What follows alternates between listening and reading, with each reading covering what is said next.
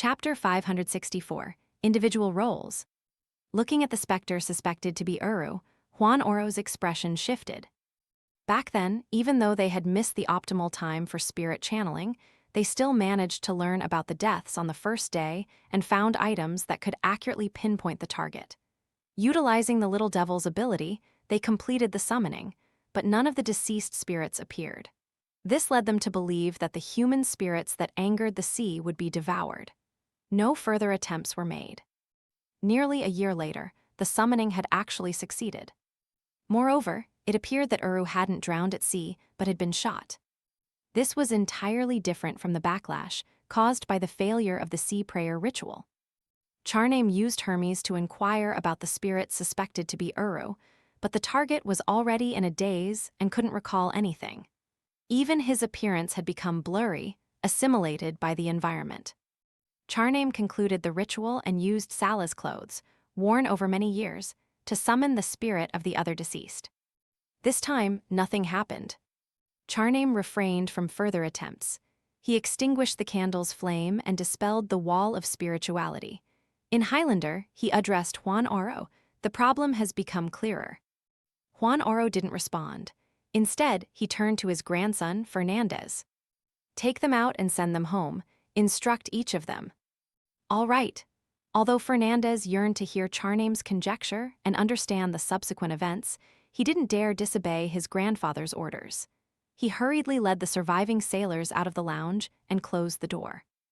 After a few moments, Juan Oro shifted his gaze to Charname, whose features didn't stand out. Are you suggesting that the Uru who perished during the sea prayer ritual was an imposter? Charname asked with a smirk, why do you think the fake Uru is really dead? The others might have been swallowed by the sea, but not him.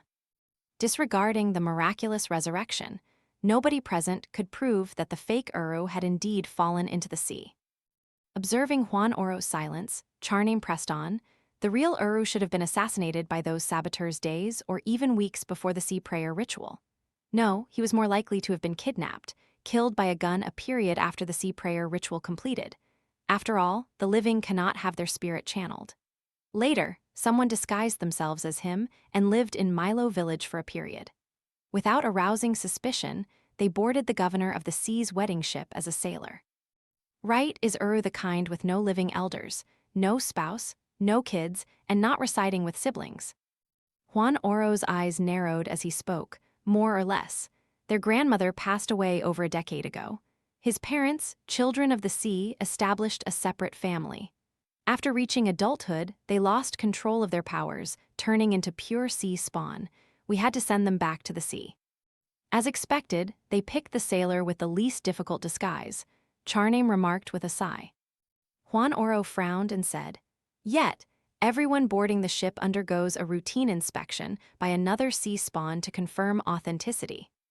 Charname chuckled. As you said, it's a routine inspection. And in this world, many disguises require specific methods or deeper identification to uncover. Juan Oro nodded solemnly. Charname kindly suggested with a hint of flaunting, next time, it might be wise to draw blood from everyone boarding the ship and compare it to their closest relatives. It could reveal their true bloodline.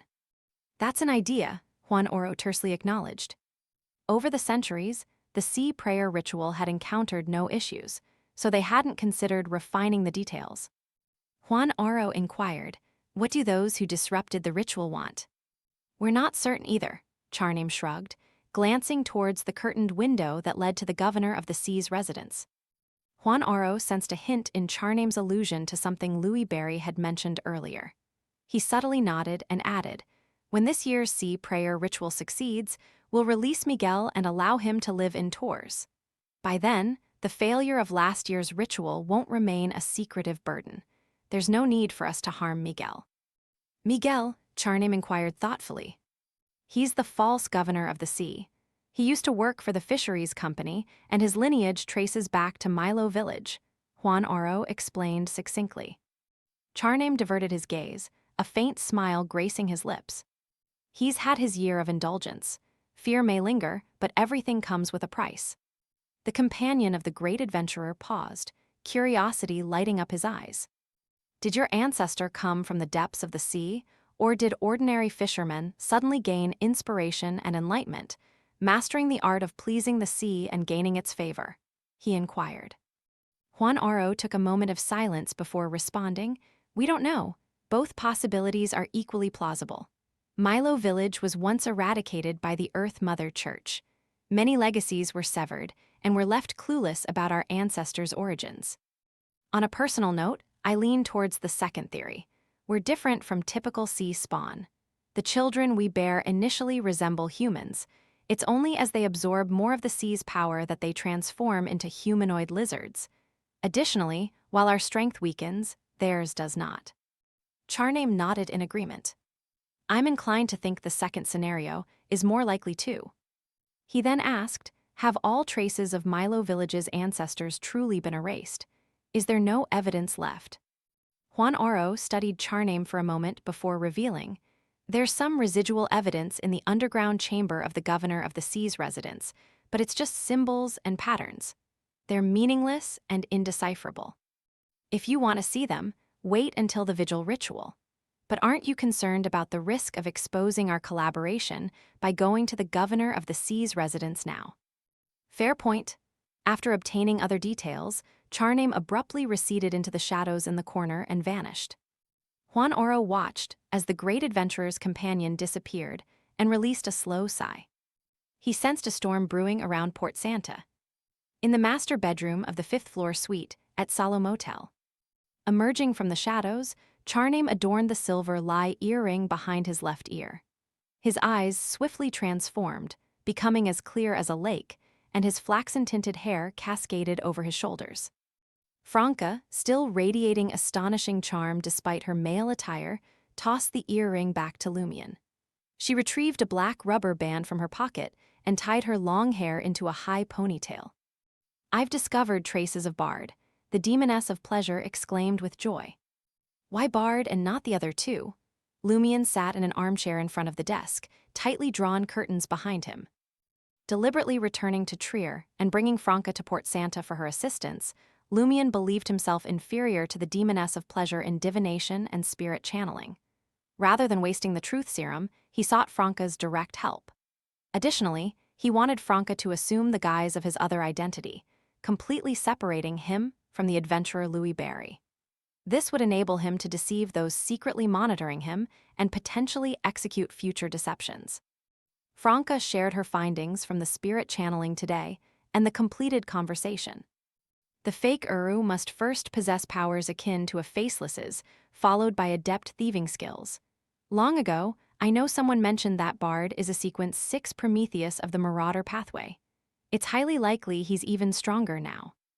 If others hadn't confirmed that Loki wasn't involved in last year's sea prayer ritual prank, at least not openly, he would have been the most suitable to impersonate Uru.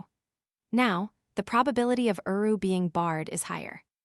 As a mid-sequence Marauder Beyonder, perhaps he possesses an item similar to Lai.